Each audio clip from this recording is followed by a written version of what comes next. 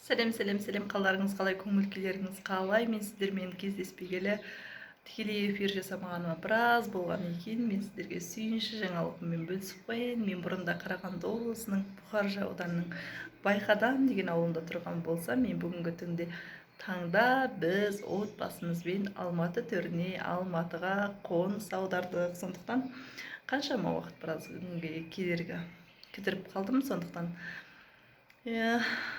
өте қуанышты болып тұрмын. Арман мақсаттарыңыз айқын болған кезде міндетті түрде армандарыңызға жетесіздер. Сондықтан мен сіздерге айтар едім, өзгерісті неден бастайын деп жатқан қаншама жандарға айтарым, өзгерісті ең алдымен жақсы сөйлеуден, жақсы сөзден бастаңыздар. Жақсы ниеттен, жақсы ойдан бастаңыздар. Ойыңыз өзгеріп бастаған кезде сіздің өміріңіз өзгеріп бастайды. Сіз қалаған дүние өз-өзінен ретімен реттеліп бастайды. Сондықтан ойларыңызға, сөздеріңізге, көздеріңізге бәріне фильтр қойып тастаңыз. Вау дейтін жаңалықтың бәріне құмар болыңыз. Жамандық дегенді вообще дұға ете салыңыз.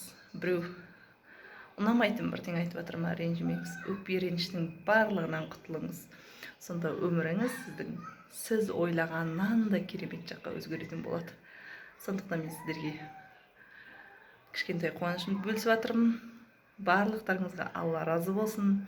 Алдағы уақытта бұдан да мықты әдемі, жақсы, көңілді жаңалықтармен бөлісіп тұратын боламын.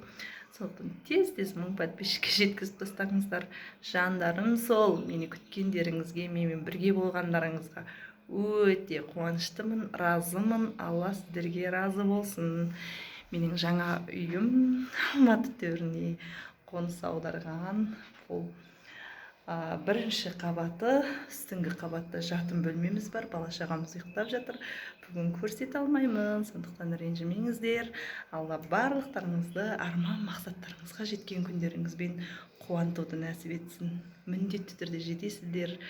Ойларыңыздан, мақсаттарыңыздан, армандарыңыздан бас тартпаңыздар. Тек жақсылық ойлаңыздар. Жақсылықты міндетті түрде тартады. Сіздермен бірге мен